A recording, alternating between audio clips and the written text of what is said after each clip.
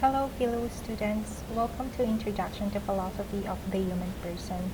We are already in our lesson 4 entitled The Methods of Philosophy. In this lesson, it contains the topic that will help you to reflect on a concrete experience in a philosophical way and demonstrate various ways of doing philosophy and evaluate opinions. Do you believe that everyone has the capacity to philosophize? The first philosophers engaged in philosophy because of their curiosity and desire to understand the world.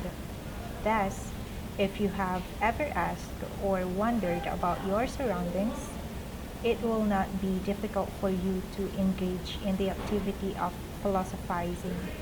But while wondering or curiosity opens you to the activities of reflection and contemplation, there are other methods which you must learn to increase your understanding of philosophy. These methods will help you to learn the process of doing philosophy in a systematic way. Additionally, you will learn in this module that talking about philosophical subjects means using your senses and mind to be able to grasp the act of philosophizing itself.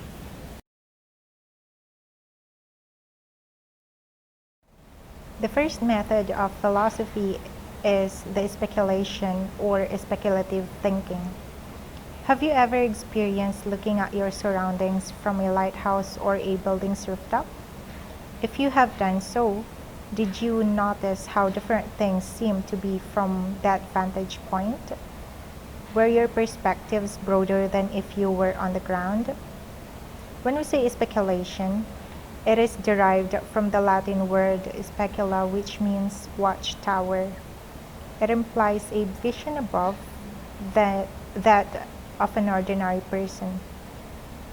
Literally speaking, being atop of a lighthouse or a building's rooftop seems to make you an ordinary because it is not every day that you can find yourself in such situations.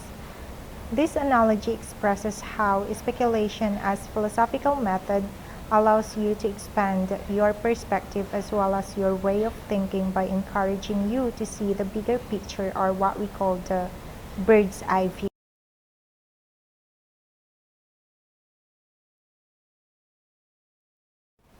Speculation allows you to expand your perspective by encouraging you to see the bigger picture by participating in the world and using your experience as a source of ideas. Speculation is sometimes considered as detached because it is an activity best done alone and in isolation. It is often a result of contemplation which you can do on your own. However, it is still said to be a philosopher's vision because to speculate also means to participate in the world and use the experience as basis or resource of ideas. Speculation is what helps you to take the broadest possible perspective on a subject of inquiry. Thus, speculation as a mode of philosophical inquiry will help you to explore and take in a variety of perspective about the human person through personal contemplation while at the same time having an experience of the world. The second method of philosophy is the critical thinking or analysis. To criticize means to judge and or to analyze. Philosophy as critical thinking or analysis questions, judges, and evaluates any and all principles and premises that may gain through speculation. A speculative insight through rational inquiry allows one to gain clarity of knowledge and insights, which are more valuable because they are tempered by reason and dialectic. When we say dialectic, it is rational or logical. Through critical analysis, insights are validated as well. As you subject an idea or insights through analysis, you evaluate if insight is clearly stated, if it is consistent with itself, and finally, if it is consistent with the world. We have two modes of critical analysis.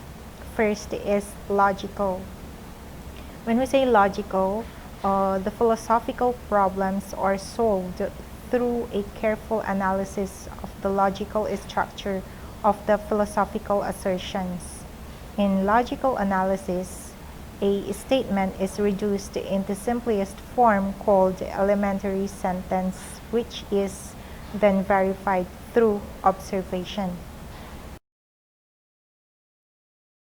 The second mode of critical analysis is the linguistic, where meanings of words are analyzed for their clarity and consistency.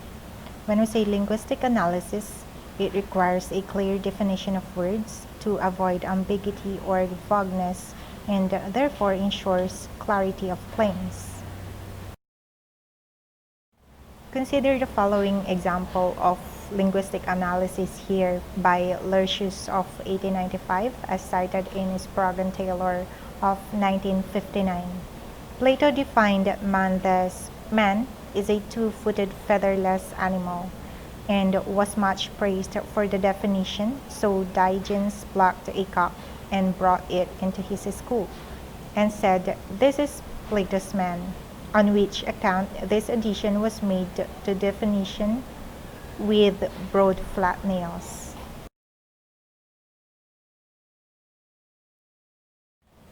The criticism of the definition led for the philosopher to amend what was stated to satisfy the notion of consistency with the world. In the given example, the use of the phrase two-footed featherless animals is too broad and can easily refer not only to a man but also to a dressed cock or a chicken. By including the phrase with broad flat nails, the definition is expanded to exclude feather-plucked birds that are animals with 2 feet as well. Hence, criticism is the method of verifying whether what was stated is clear or unambiguous and can correspond with reality. Philosophizing has to involve both the speculative and the critical aspects of looking at things, since philosophy is directed toward a holistic perspective and a broader view of explaining the world. Through speculation, insights begin and are formed. Insights become clearer if they are subjected to critical analysis or evaluation. Since the aim of philosophy is truth, the critical aspect will subject the insight to rational inquiry and remove whatever is inconsistency or contradictory to the notion under scrutiny. As Morant and Friand emphasize, without criticism, philosophy would be a sheer poetry. Without speculation, it would be a mere logic hopping. The greatness of philosophy lies in this twofold strength that it possesses: the balanced point of view that reflects both speculation and criticism. It must also be noted that in the process of criticism, new insights may appear and will again require evaluation. Hence, philosophizing, as previously mentioned, is an ongoing activity. The third and last method of philosophy is the reflective inquiry. According to John Dewey in his book entitled How We Think, characterized reflective inquiry as a kind of thought where the grounds for the belief is deliberately sought and the adequacy to support the belief examined. Accordingly, it is thought that this kind of thinking is educative in value. Reflective inquiry is a meaning-making process where the learner deliberately seeks the adequate grounds for his or her beliefs through understanding the connections between one experience with another experience and ideas with a progression of gaining a deeper understanding. It is the thread of continuity that makes the learning process lead to the individual's progress and ultimately the society and the means to moral ends. This method of reflection is also characterized as systematic, rigorous. When we say rigorous, it's meticulous or you're being careful, and disciplined, rooted on scientific inquiry, which has to happen in a community and in interaction with others. Finally, this kind of thinking or inquiry requires attitude that value the personal growth of oneself and of others.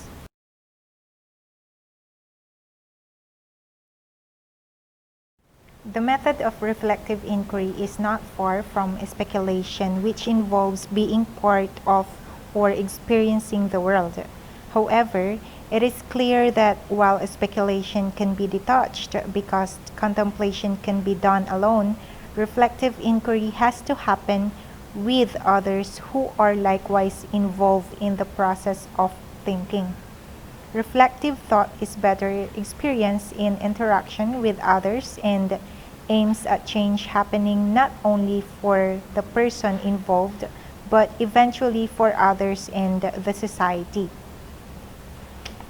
Um, since the activity of reflective inquiry has to happen in a community, one has to one has to have the ability to express oneself clearly and share his or her ideas based on his or her experience.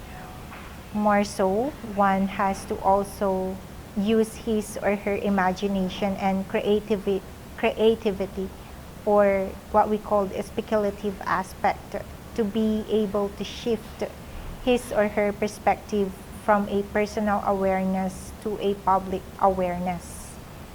The community serves as a support group which validates a personal experience as valuable and the opportunity to see things in a new way, which again broadens one's field of understanding and a support to engage in the process of inquiry. Reflection is also described as a set of attitudes, wherein John Dewey believes that part of the work of a good thinker is to have an awareness of his or her attitudes and emotions and have the discipline to harness and use them to an advantage. Thus, if reflection is guided by wholeheartedness, directness, or open-mindedness and responsibility, though difficult to do, the person stands a much better chance of broadening his or her true knowledge and awareness. So that's the end of our lesson. Whenever you have questions or clarifications, just message me. Thank you for listening. Bye.